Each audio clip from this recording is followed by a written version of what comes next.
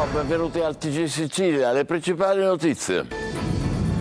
Catania, ST, così non va. Reagiscono i sindacati dopo la conferma della cassa integrazione per 2.500 dipendenti. Chiedono garanzie su occupazione e investimenti e un incontro al Ministero del Lavoro. Raccolta differenziata. Messina, leader in Sicilia con l'obiettivo di superare il 65%, è un modello da studiare e diffondere per il governatore Schifani in missione nella città dello Stretto. Attenti ai falsi, Vuitton, Gucci, Fendi, Armani, Adidas e Nike, tutti contraffatti, 7.000 prodotti pubblicizzati sui social da 3 commercianti denunciati a Palermo, sequestri anche nel catanese. Un agente della polizia penitenziaria aggredito nel carcere di Caltagirone, un detenuto gli ha rotto il naso, i sindacati, prigione sovraffollata, siamo sotto organico, costretti a turni massacranti. L'Etna in eruzione, linea dura per fermare la folla di imprudenti troppo vicini alla colata, immortalata anche dal New York Times. Nel fine settimana, nuovo piano di viabilità, fermo il fronte lavico. Catania, centro storico invaso da migliaia di auto, i catanesi non si fidano dei mezzi pubblici, troppo lunghe le attese alle fermate. Calcio, per il Palermo a Cosenza arriva il bivio decisivo della stagione. La partita rappresenta una delle ultime occasioni per il rosanero di rilanciarsi in classifica. In Serie C il Catania sarà di scena ad Altamura. Toscano si augura una partita diversa rispetto a quella con la Casertana. Situazione societaria sempre più complicata a Messina. Interviene anche il sindaco.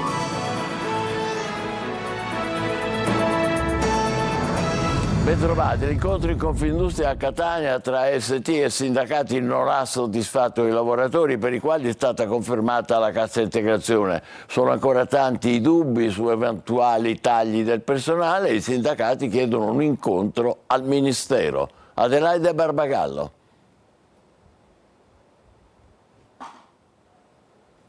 Il tanto atteso incontro in Confindustria tra i vertici della STM e sindacati non ha fugato dubbi e preoccupazioni sul futuro del sito industriale a Catania. Dalla multinazionale italo-francese nessuna risposta chiara sulla cassa integrazione per 2.500 lavoratori su 5.400 dipendenti, né tantomeno sull'entità dei tagli del personale. L'azienda ha smentito che si tratti del 6% della forza lavoro. Nonostante ciò, la ST conferma gli investimenti nel nuovo impianto a Catania per i wafer in carburo di silicio, cui sono destinati 5 miliardi di euro. Quindi, da un lato vengono confermati gli investimenti di prospettiva, dall'altro il governo, che è proprietà di ST, perché ha il 13,5 delle quote azionarie, aveva dichiarato 3.000 assunzioni su Catania a fronte dell'investimento di 5 miliardi. Dall'altro lato l'azienda non ha mai confermato le 3.000 assunzioni, però oggi invece parliamo di tagli e non abbiamo ancora capito di quanti e di come farli. Quindi è una contraddizione che abbiamo bisogno di chiarire e l'unico posto dove possiamo farlo è al Ministero. I sindacati chiedono garanzie su occupazione e investimenti. La cosa che ci preoccupa di più è la riorganizzazione annunciata, che riguarderà sia la parte produttiva che la parte non produttiva dei vari siti italiani. Tinte fosche arrivano dagli Stati Uniti, dove c'è un'azione collettiva da parte degli azionisti. I vertici dell'azienda sono accusati di aver gonfiato gli utili per coprire un buco di bilancio. Tutto questo si teme possa avere ripercussioni anche a Catania. A Lecata è morto un operaio di 65 anni al lavoro in un cantiere edile. L'uomo è crollato al suolo mentre effettuava un intervento vicino a un portone. Sono ancora da chiarire le dinamiche dell'accaduto. Si ipotizza un malore improvviso. Sono in corso gli accertamenti dei carabinieri. A Catania una madre ha accoltellato la figlia di 14 anni. Avrebbe sfogato così la sua rabbia per un litigio con l'ex compagno. Prima le ha sbattuto la porta in faccia, poi l'ha ferita a un braccio con un coltello da cucina, procurandole una ferita da 8 centimetri. È stata la giovane a raccontarlo alla polizia in ospedale, accanto a lei il padre, separato da anni, che ha confermato l'escalation di violenze da parte della donna. Il modello Messina sui rifiuti presentato al governatore Schifani, che ha partecipato questa mattina alla seconda edizione dell'iniziativa sul riciclo. La città dello Stretto è al 58% di differenziati e punta a superare il 65%. Francesco Triolo. Messina diventa un modello in Sicilia per la differenziazione dei rifiuti e del riciclo, un concetto ribadito durante l'iniziativa dei 65 Oltre, evento promosso da Messina Servizi che ha riunito esperti del settore e rappresentanti dei principali consorzi nazionali per il recupero e il riciclo degli imballaggi. Al centro del dibattito le strategie per raggiungere gli obiettivi europei di riciclo al 2035 e le innovazioni nel settore della gestione dei rifiuti, con un focus sulle migliori pratiche applicabili alla Sicilia e alle realtà metropolitane, che a Messina hanno consentito di superare il 58% di raccolta porta a porta, ad un passo dall'obiettivo del 65%. Siamo partiti con tante opere di sensibilizzazione e i risultati appunto si sono visti, quell'agognato 65% è sempre più vicino, frutto di una collaborazione fra comune, Messina Servizi, consorzi e soprattutto cittadini. Frutto dell'impegno dell'azienda di Messina Servizi, della volontà dell'amministrazione comunale, ma poi della collaborazione di tutti i cittadini e di tutti i commercianti che tutti i giorni separano correttamente carta e cartone e che appunto utilizzano i servizi di raccolta differenziata messi a disposizione da questa città. Il modello seguito da Messina è stato consegnato al presidente della regione Renato Schifani, che questa mattina sedeva accanto al sindaco Federico Basile, all'ex Cateno De Luca, un'alleanza ormai acclarata che adesso punta alla realizzazione degli impianti di trattamento per completare il ciclo dei rifiuti. Ma altrove non va così bene. Nelle immagini che vedrete tra poco, i mezzi della raccolta dell'immondizia incolonnati, eccoli qua, a causa di un guasto tecnico nell'impianto TMB della Sicola Trasporti di Lentini, quello che si occupa del trattamento dei rifiuti secchi residuali. La Gema si scusa per i ritardi che si potrebbero verificare appunto oggi nella raccolta di questa frazione. Via libera al contratto dei dirigenti della Regione Siciliana. La Corte dei Conti ha confermato l'accordo. Si tratta di un aumento di 273 euro lorde, che in realtà è già stato pagato sotto altra forma nel triennio 2019-2022. In questo modo il contratto dei regionali è stato allineato a quello degli statali. Pubblicizzavano merce contraffatta sui social. La Guardia di Finanza di Palermo ha sequestrato più di 7.000 prodotti e ha denunciato 3 commercianti. Sequestri anche a Catania. Emanuela Corsi. Anche la contraffazione sta al passo con i tempi e si apre all'e-commerce. Non più bancarelle per le vie della città o al mercato, ma veri e propri negozi che, sfruttando le piattaforme social, propongono agli acquirenti borse, scarpe, capi d'abbigliamento e orologi di lusso, ovviamente falsi. L'ultimo caso a Palermo, dove la finanza ha sequestrato più di 7.000 prodotti contraffatti e denunciato 3 commercianti che pubblicizzavano accessori e abiti di lusso su Facebook, Instagram e TikTok.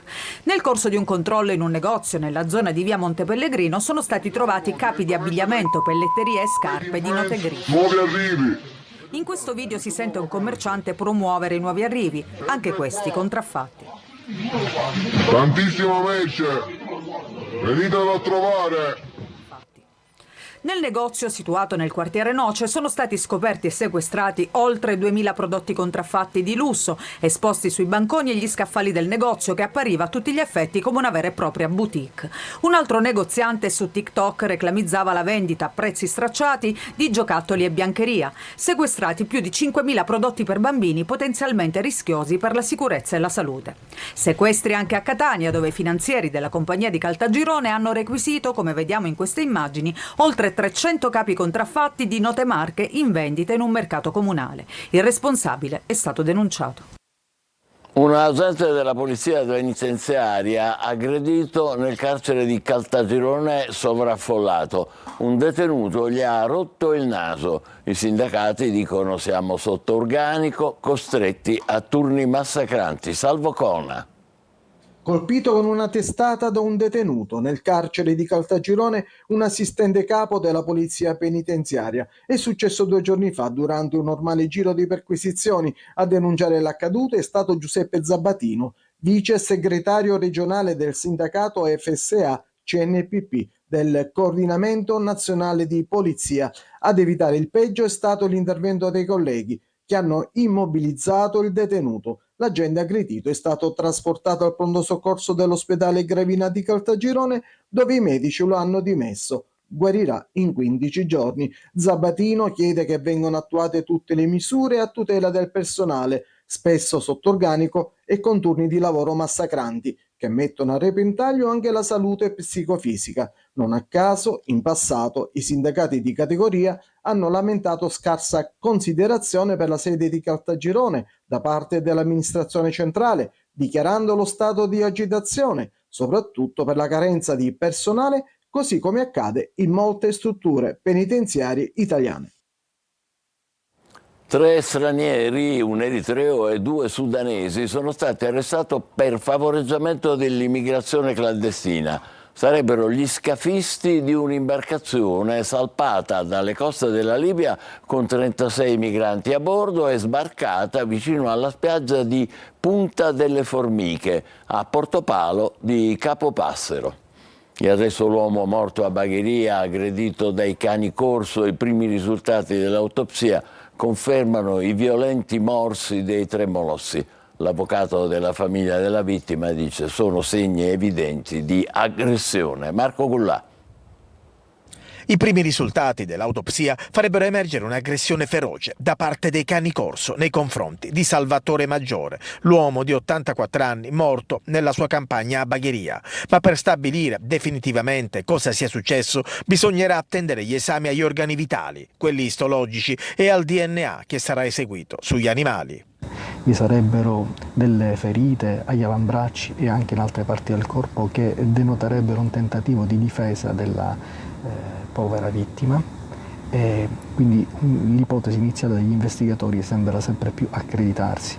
Gli altri dati che abbiamo acquisito con certezza sono la presenza di quei 3 cani corso all'interno della proprietà del signor Maggiore negli istanti subito successivi al fatto, quando sono sopraggiunti i figli. La moglie dell'indagato e proprietario dei cani ha ribadito che i rapporti con la vittima erano ottimi, ma sembra che invece qualche screzio in passato ci sia stato, soprattutto per la presenza costante dei 3 molossi nel terreno di Salvatore Maggiore. La salma è stata restituita alla famiglia, domani saranno celebrati i funerali alle 11 nella Basilica di Sant'Anna a Santa Flavia. L'Etna come Roccaraso invasa da migliaia di turisti che fanno a gara per un selfie estremo a bordo lava, un pericolo per la loro incolumità ma anche per quella dei soccorritori. Nel fine settimana scatta il nuovo piano di viabilità, fermo il fronte lavico. Eva Spampinato. L'Etna non smette di far parlare di sé. Anche il prestigioso New York Times dedica un reportage alla spettacolare eruzione del vulcano che ha fatto il giro del mondo non per peculiarità scientifiche, ma per peculiarità autoctone, ovvero i siciliani stessi e i loro selfie estremi con la lava. Dalla ragazza con i tacchi agli amici a torso nudo ripresi dai quotidiani fino al ragazzo che forgia i posacenere. Purtroppo tutto quello che è girato in questi giorni dall'inizio della colata sui canali social ha fatto diventare questo spettacolo naturale straordinario, unico, bellissimo, l'ha fatto diventare un grande Luna Park, e la gente non si rende conto che per andare al campo lavico principale deve camminare per 1 ora e mezza su una strada innevata e poi deve ritornare. Il percorso è lungo e faticoso, bisogna andare con attrezzatura idonea, con lampe, dei caschetti. E se c'è chi fa milioni di visualizzazioni passando con lo snowboard a pochi centimetri dalla lava incandescente, c'è anche chi porta ad alta quota una caratteristica tutta catanese, l'arrusti e mangia. Tossici, c'è una cosa da... Momento trash in pieno stile Roccaraso che chi ama il vulcano e ne rispetta storia e natura non può accettare, come il geofisico Roberto Guardo. Intanto le autorità hanno stabilito un nuovo piano viabilità sulla SP92. Le persone possono accedere nella zona di Piano Vetore dal bivio di Monte Vetore Superiore e possono posteggiare ovviamente a Piano Vetore o nelle zone un po' più in basso, vicino anche ai cancelli demaniali, ma possono uscire da questo percorso o dal bivio di Monte Vetore Inferiore oppure dalla Traziera Milia che fa capo al comune di Regalla. Indietro questo percorso non si può fare. Catania, sta meglio, il vigile urbano colpito da malore mentre faceva le multe in via Gabriele D'Annunzio. L'uomo adesso respira autonomamente, i parametri vitali sono nella norma, nelle prossime ore lascerà il reparto di rianimazione per andare in cardiologia. La prognosi è ancora riservata. Tonino De Mana. Siamo a Catania, mia cara auto, centro storico invaso da migliaia di mezzi. I catanesi non si fidano dei mezzi pubblici, dicono le attese alle fermate sono troppo lunghe. Ecco il servizio. Migliaia di mezzi che si riversano nel centro storico di Catania. La comodità di non lasciare l'auto, pochi parcheggi e scarsa fiducia nel trasporto pubblico locale. Ruota su questi fattori il caos quotidiano che manda in tilt il sistema nervoso degli automobilisti e non fa dormire sonni tranquilli all'amministrazione comunale. In molti, specie nelle giornate piovose, non rinunciano all'auto e basta ascoltare alcune voci per comprendere il motivo. Si può essere soddisfatti? Prova a chiedere agli autisti e alle altre persone. Se dovessi dare un voto al servizio?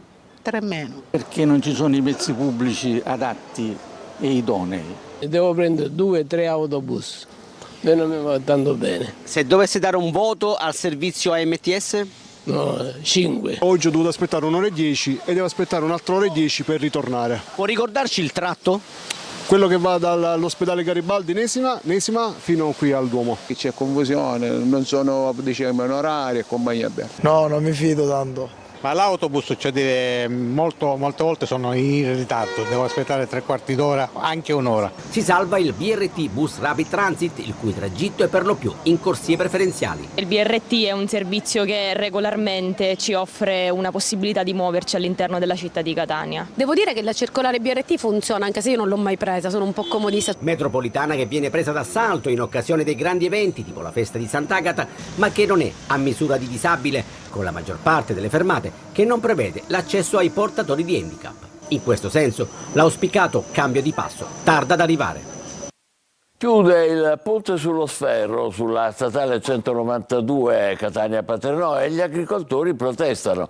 La chiusura fino al 17 maggio è troppo lunga, sostengono, e danneggia le aziende agricole del territorio. In piena campagna agrumaria, Confagricoltura chiede per questo un percorso alternativo per il passaggio dei trattori agricoli. Sanità, passo in avanti all'ospedale di Agrigento, nuova TAC e radiologia potenziata. Davide Sardo. Una TAC tutta nuova e dispositivi diagnostici all'avanguardia all'ospedale San Giovanni di Dio di Agrigento. Stamattina il taglio del nastro delle attrezzature all'unità operativa di radiologia medica, mentre altri dispositivi radiodiagnostici sono destinati al pronto soccorso. Le apparecchiature garantiranno diagnosi più rapide e precise. I pazienti che accedono di pronto soccorso non dovranno più spostarsi nei corridoi dell'ospedale per raggiungere la radiologia. Per quanto riguarda la TAC, sicuramente questa TAC di ultima generazione colma un gap tecnologico dove determinati esami fino a ieri non potevano essere eseguiti. Ad oggi questa TAC è molto performante. Per i dirigenti medici e gli specialisti l'aggiornamento tecnologico è indispensabile anche per ridurre i tempi d'attesa. Delle immagini più nitide può lavorare anche su esami e su patologie, ad esempio quelle cardiache, per le quali le TAC di base non riescono a dare la stessa definizione. La nuova strumentazione diagnostica rappresenta un salto di qualità per il sistema sanitario agrigentino. Oggi giornata nazionale del Braille, tante le iniziative e i momenti di sensibilizzazione dell'opinione pubblica, vediamone alcune con Tonino De Mana. Convegni, workshop, visite gratuite con iniziative in tutta Italia perché il 21 febbraio ricorre la Giornata Nazionale del Braille, un momento di confronto, di approfondimento e di sensibilizzazione dell'opinione pubblica nei confronti delle persone non vedenti. Tanto è stato fatto e tanto ancora resta da fare in una città, Catania, che purtroppo non brilla alla voce inclusione. No. La città di Catania non è una città per non vedenti e dobbiamo lavorare tutti insieme per diventare non città per i non vedenti, ma città per i cittadini. Inclusione attraverso il linguaggio grazie all'ASP. Anche realizzando un testo tradotto in braille che consente ovviamente anche a questi, agli utenti, a questa fascia di popolazione che ha questo handicap, di poter conoscere quella che è la nuova offerta sanitaria. La giornata nazionale del Braille assume quest'anno un rilievo speciale perché coincide con due importanti ricorrenze: il 200° anniversario della nascita di Louis Braille e il centenario del primo testo di pedagogia speciale di Augusto Romagnoli. Fermiamo provvisoriamente, tra poco il calcio con il Palermo al lavoro per la gara con il Cosenza, il Catania che si prepara alla trasferta ad Altamura e l'appello del sindaco di Messina agli imprenditori per salvare la squadra. State con noi.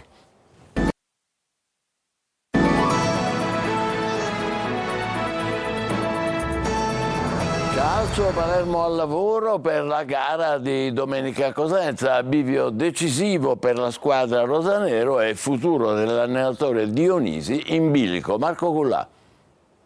È probabilmente il bivio decisivo della stagione. La partita che il Palermo giocherà domenica a Cosenza rappresenta una delle ultime occasioni per rilanciarsi in classifica e dare un significato diverso ai due pareggi con Spezia e Mantova. Ma il match di Cosenza potrebbe anche essere un'ultima spiaggia per Alessio Dionisi, a rischio esonero se il Palermo non dovesse vincere. Le riflessioni sul futuro del tecnico sono sempre più concrete, insomma un passo falso potrebbe essere fatale all'allenatore.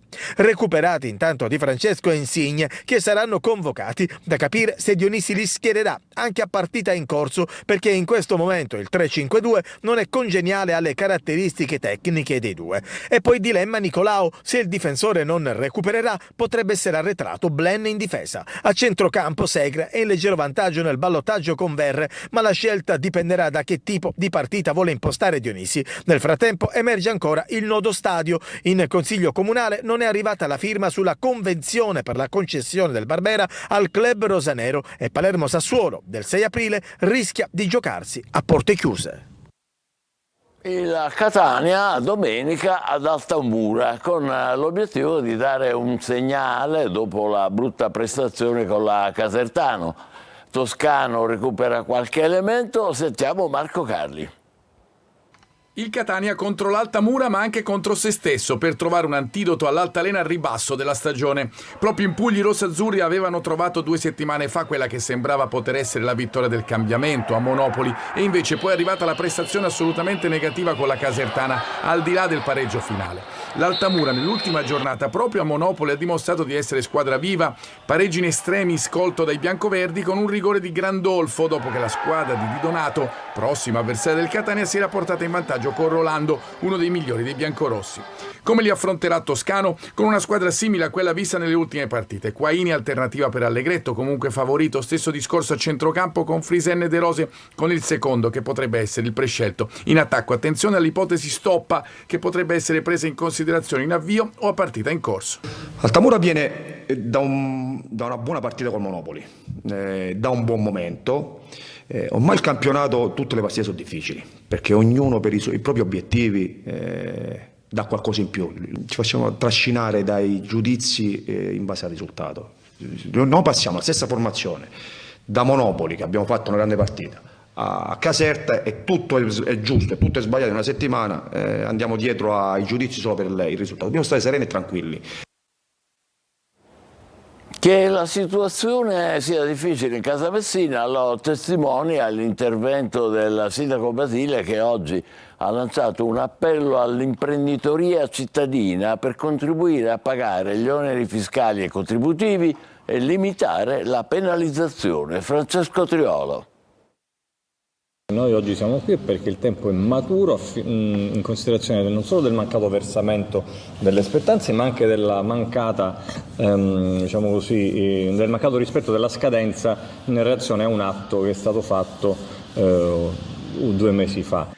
In campo scende il sindaco Federico Basile. La situazione di grande difficoltà del Messina Calcio ha portato all'intervento del primo cittadino per cercare di salvare il salvabile. Così questa mattina a Palazzo Zanca incontro tra l'amministrazione comunale e il direttore sportivo della società Domenico Roma per trovare una via d'uscita. Basile ha detto di aver tentato di contattare la nuova proprietà ma senza fortuna e vuole capire quali potrebbero essere anche le intenzioni della vecchia proprietà. L'obiettivo è limitare i danni sulla penalizzazione. Sotto questo punto di vista l'idea che è venuta è quella di lanciare un appello pubblico per evitare appunto una condizione che potrebbe portare non al fallimento amministrativo ma a quello sportivo, affinché la città riesca con tutte le sue forze imprenditoriali, e qua faremo poi un ragionamento, a dare un contributo in una situazione nella quale c'è una nave senza nessuno al timone. Un appello quindi all'imprenditoria per salvare il Messina sul campo e aprire poi un ragionamento diverso per il futuro, ma i tempi sono stretti ed è questa l'incognita e la preoccupazione più grande. E noi ci fermiamo qui, l'appuntamento per la prossima edizione è per le 20. Grazie per essere stati con noi, buon pomeriggio.